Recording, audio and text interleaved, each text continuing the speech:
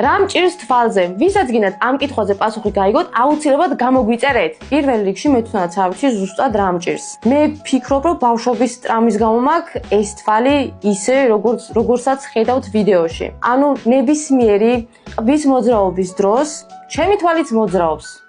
აი ესე, თავისით მოძრაობს. როგორც ინტერნეტში წავიკითხე, ამას ქვია მარკუს გუნის ფენომენი.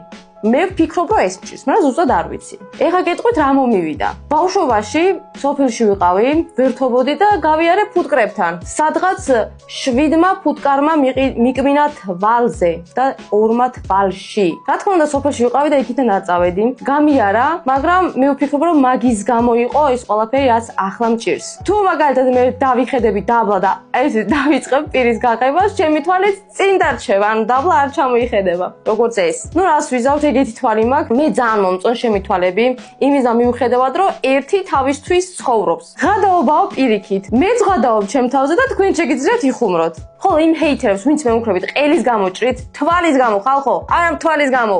და კიდევ ბევრ რამეს მემუქრებით, მე ვფიქრობ, რომ ექიმთან უნდა მიხვიდეთ. მე ექიმი არ მჭირდება, მე ვფიქრობ, რომ თქვენ გჭირდებათ. და ვისაც ჩემნაირი თვალები გაქვთ, ყველა ძალიან ლამაზები ხართ. კბილას რო ვიხეხავ, ხალხო, ესე ვიყურები სარკეში და ვღადაობ.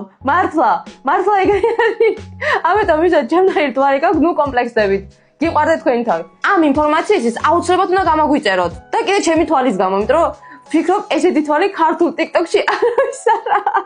მაგით გავხდით პოპულარულები. ხო.